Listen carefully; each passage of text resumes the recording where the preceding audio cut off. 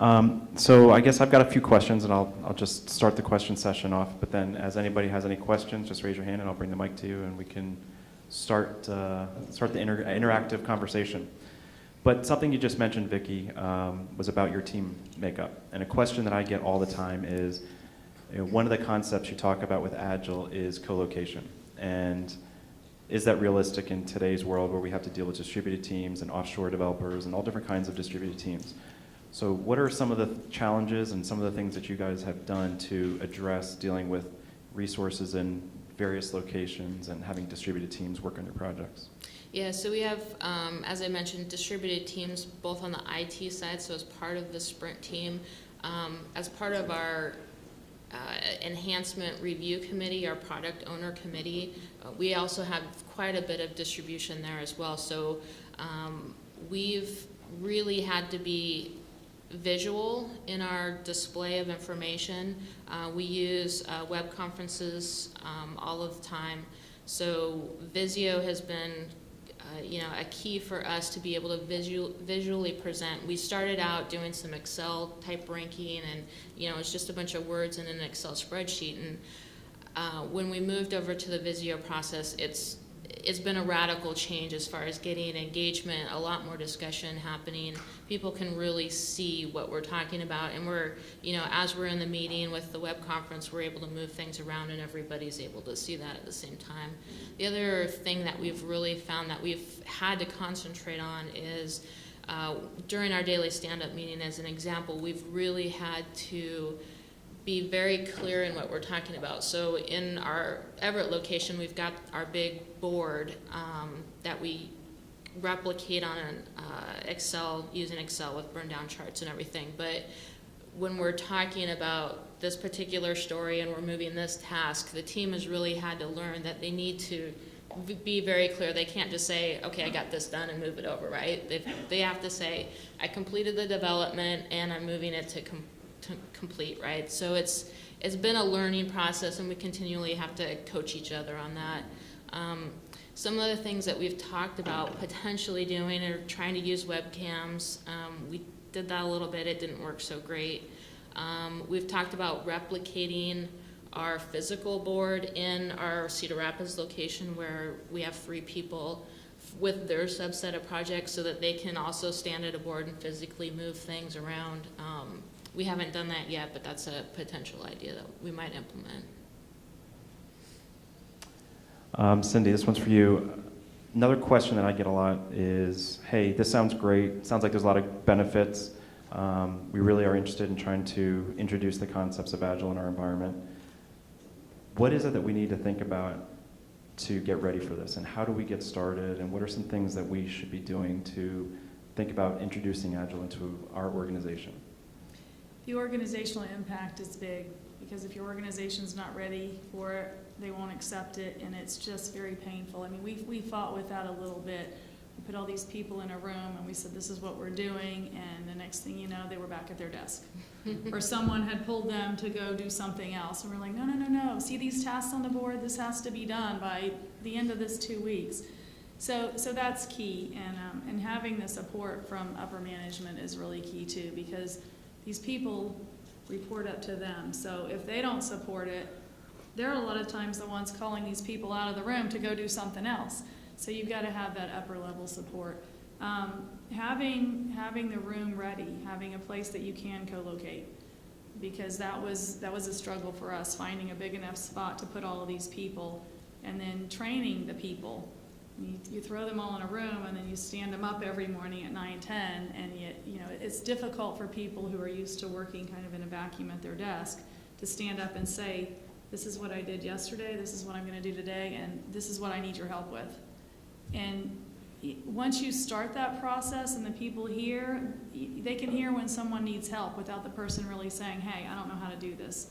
They can see that the task has sat in the same spot for more than one day when it should have taken a quarter of a day. So having the room prepared, training the team, having that upper level support, having a champion who can run interference, those were all really important for us. Okay. Hi, I'm Dan Wiest from TE Connectivity.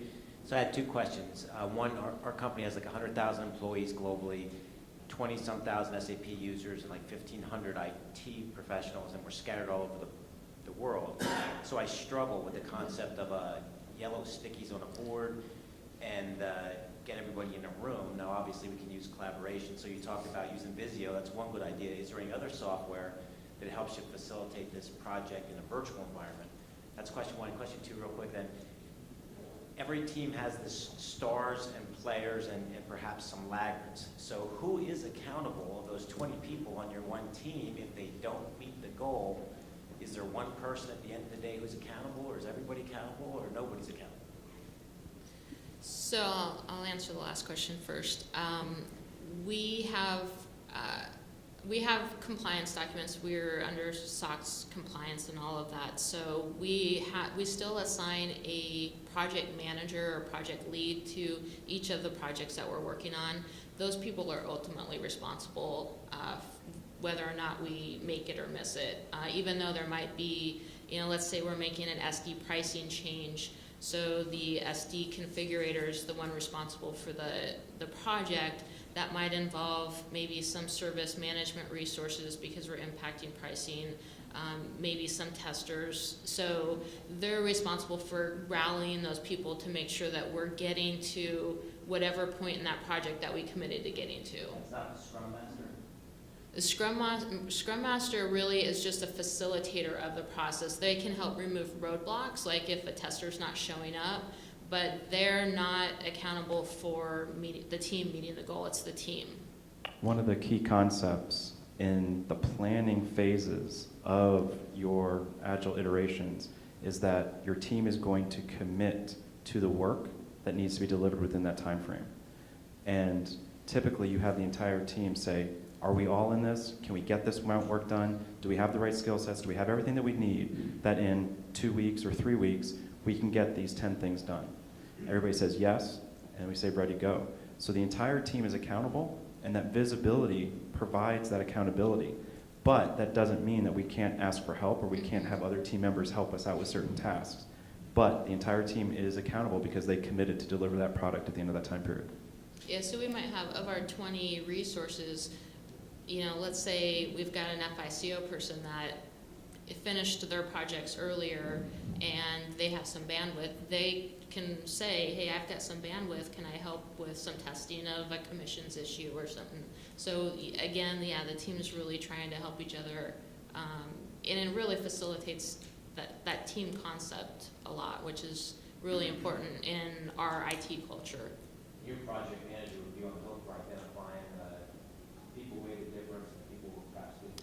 Yeah, and so I say we kind of have a team of 20, which is unconventional. You typically, maybe you would split functional areas, right? And maybe have a couple of teams, several teams of 5 or 4.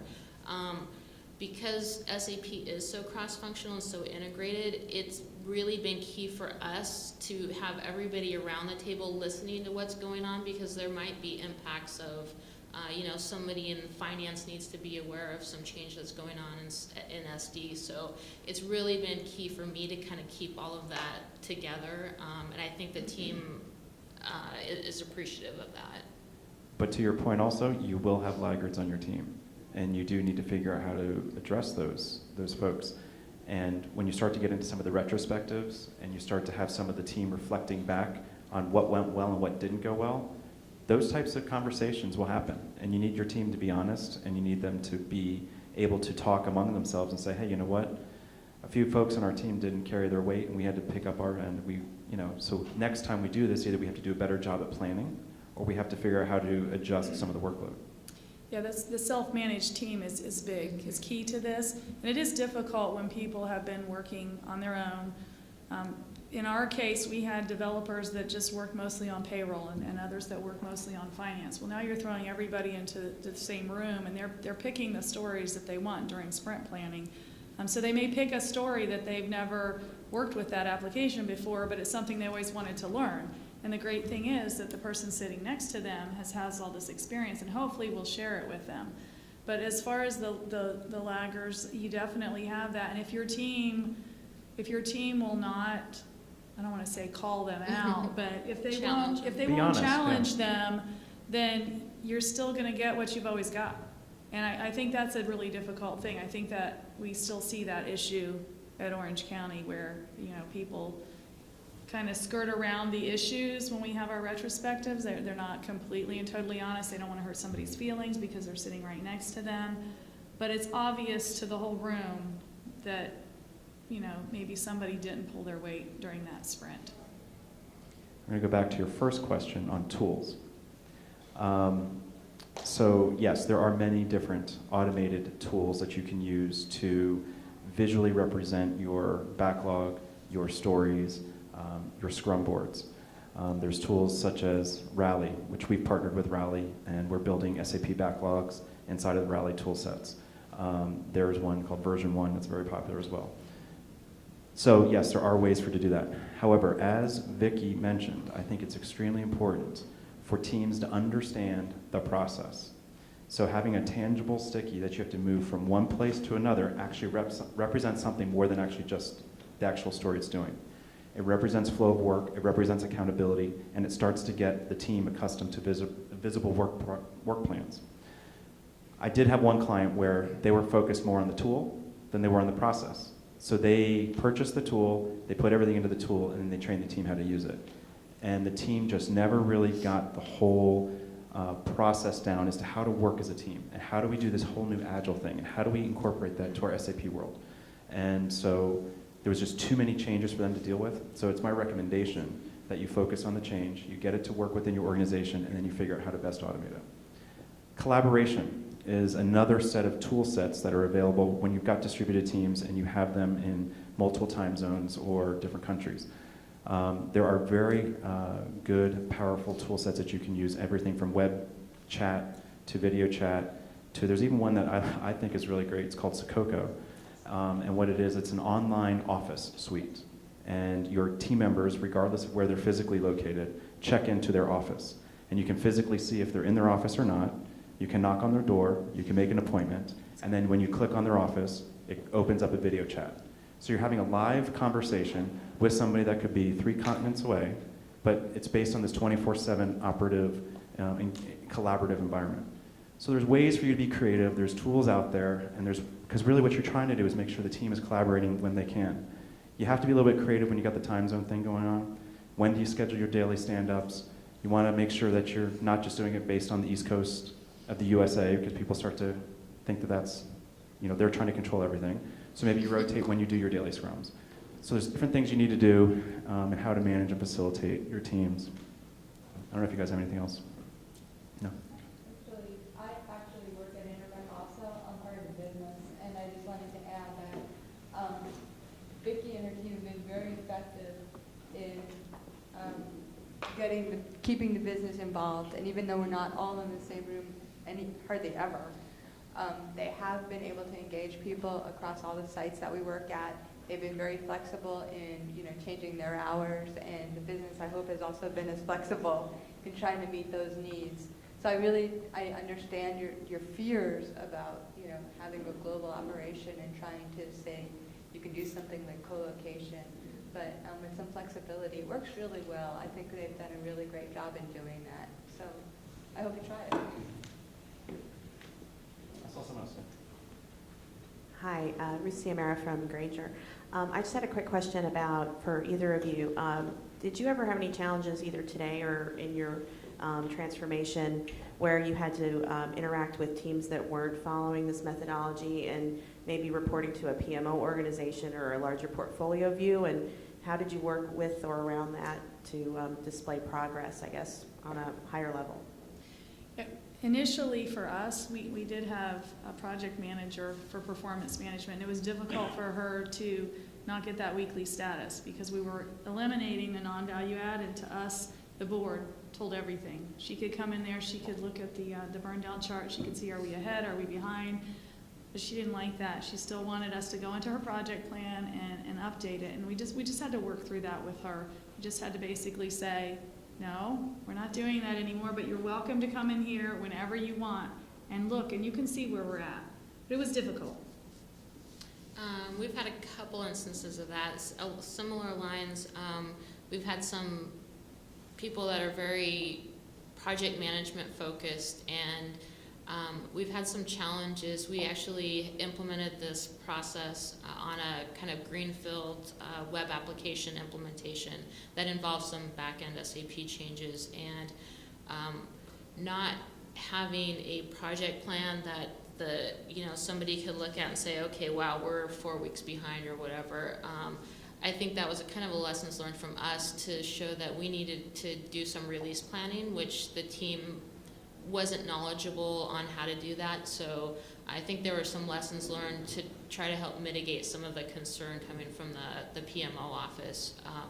But again, it really comes back to communication and really sitting down and trying to explain how can we work together to make both sides happy. We also have, just on normal projects, we have some infrastructure things that need to go on. Our infrastructure team is not involved in this process. So again, communication, we've got to find out from them what they can support and try to align that with our commitments. Yeah, one more thing I'd like to add is that we've worked with one other SAP customer that in their agile adoption, they started off with several smaller SAP teams that were working in the agile iterative environment. And over their adoption period, they ended up working globally in 4 or 5 different locations, having up to 21 different teams that were operating in agile. So talk about integration, talk about rolling up into a PMO, portfolio management for all the different applications. What they ended up doing was creating a governance process that basically did an assessment and an evaluation at the PMO level with a business case for a project. And there was an evaluation that was done, because not all projects necessarily are a good candidate for Agile. So they would assess, is this a good candidate for Agile or is it a good candidate for Waterfall? And there's various characteristics and things you would evaluate. So they would identify if it was Agile, or they would identify if it was Waterfall. So they would manage that entire portfolio, but then within the Agile projects, they would have to roll up those Agile projects to a certain level so that they had what you call a scrum of scrums. And you have an integration layer that brings all that up to one layer. So if there's any key metrics, any key dependencies, any key issues that needed to be brought across the enterprise, they'd be able to escalate them to that level. And then they did manage a PMO. But that was a pretty large organization, and managing 20, 30 projects at any given time is pretty large. But over a 2.5, 3-year period, they were able to adopt Agile in that way. So I've also had another customer who asked me once, how do you integrate earned value management EVM into this? So a lot of people have to comply with some metrics and things like that. Again, I think you have to be very unique and very creative in how you do that. But Agile does provide you the ability to have key points in time when you can measure your team's productivity. So you have planned and you have estimates and you have actuals. So your variances and the things that you need to report up from an EVM perspective are the types of things that you can also report at the PMO level. So again, it's just on how you be creative and how you redefine, I think, some of those statistics and those metrics. But that's been some of the experiences that I've seen. Yes? Hi, I'm Christina Oster from Bulls Corporation. We're trying to implement Agile Scrum on the larger than the prevailing rate of change type projects. We've been pretty successful in the last year. You just mentioned that there are some projects that aren't Agile worthy. Can you talk a little bit more about that? Because right now our biggest challenge is going global with all of our SAPs. We're going country by country, and we're finding that in some cases it's a completely greenfield operation. We're going from non-SAP onto SAP. Our product owners in these countries aren't even familiar with our global template, because I think you spoke earlier, I'm sorry, I don't recall your name, about how you didn't do blueprinting. You started right in the realization phase. Mm-hmm. So I guess, which ones are not Agile worthy? And if you could talk a little bit more about what you now do for blueprinting to kind of get to that point. Thanks. So what we've done is we've kind of smashed both processes together, or both methodologies. So we kind of still use the ASAP format, and we do some project prep. We've been rolling out our SAP global template for, I think, since 2006. So we're pretty, I can kind of sit down and gut check and say this is going to be a 3-month project, a 6-month project. So we could kind of use that framework, but we put our global template into a sandbox system, and we actually start testing against that. So we go into, instead of sitting down and documenting as-is processes and to-be processes, we'll implement our global template. That may be a 2-week process. We'll go to whatever site we're implementing, so let's say Singapore. We'll sit down with the business team and walk through what our global processes are and ask them, why won't this work for you, right? And really challenge them to give us that localization that's needed. We'll then go back and do what we need to do from a system perspective. During that period, during that configuration and development timeframe, we actually take all that information in what we call the discovery phase instead of blueprint, which is really like another 2-week phase.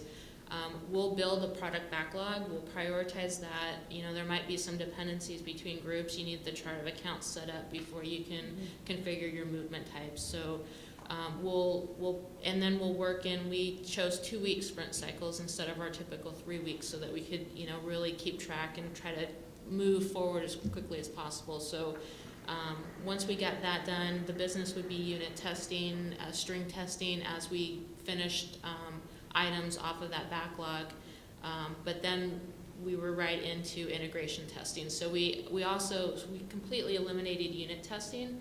We found that unit testing really, to test the transaction, it really was no value. We were not finding bugs like we should have been. All of the bugs were coming when we hit integration testing. We were going, well, this is really too late in the process to be discovering stuff like this. So we eliminated unit testing. We went to what's called string testing, which is kind of integration testing light, right? You might string three transaction codes together instead of a full 20, for instance. So that really helped to cut down a couple of months in our projects at least. So just making some of those slight adjustments from an agile perspective have really helped us in our implementations.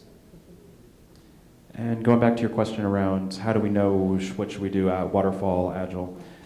Typically when we work with customers, we have some different assessments. We have a 200 questionnaire that we can go through that helps you assess the environment and helps you assess the types of characteristics. But real quick and easy, if we just look at the key areas and characteristics that you want to evaluate, from a project perspective, how are the requirements?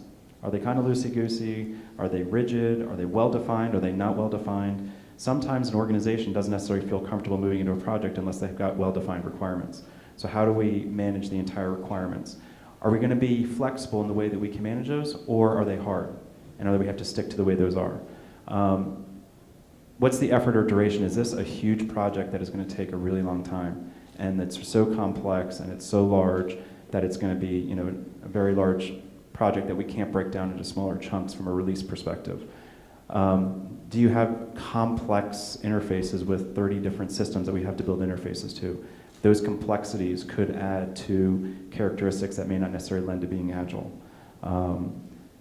Regulatory compliance, we found that some agencies, depending on what types of testing requirements they have, what types of external regulatory compliance requirements they might have, could impact your ability to deliver agile. And then also if you've got multiple projects that are going on, the interdependencies between those. So in order for you to actually manage a product to production from a release perspective, based on the dependencies that it might have, could also be an impact that you have to consider. But from as an organization perspective, looking at your sponsorship, do we have the right sponsorship? Are they going to be able to provide the commitment that we need into the project? Are they going to support training? Are they going to provide us the periodic validation of the solution that we're looking at? If you don't have that commitment and buy-in for that project, again, you could be increasing the risk of introducing agile. The project resources that you're looking at, what's the team size? Is it something that we can manage in an agile fashion? If not, do we have 60 people we have to figure out what to do with? Can we break that down into multiple teams? Are they actually going to be dedicated to the project? One of the concepts of agile is that you have the ability to predict the amount of work that you can get done based on estimating capacity. And so being able to look at what we're able to achieve in sprint 1 versus sprint 2 versus sprint 3 becomes something that we can start to measure and predict.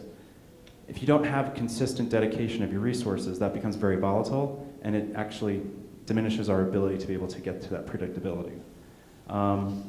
Also, if the team is going to commit to get something done and they're not dedicated, then we've now sacrificed and compromised our ability to commit to that. Can we co-locate? Can we collaborate? Do we have different ways and tools to be able to facilitate that? And then again, is our organization at a point where we can actually adopt Agile as a concept? And have we created awareness, and have we created the ability for them to accept that? So again, things that you need to evaluate, there's different things that you can look at project by project, but there's definitely going to be some things that lend to be more towards waterfall. I've got 1 minute left on my watch. Does anybody have one last question? Okay.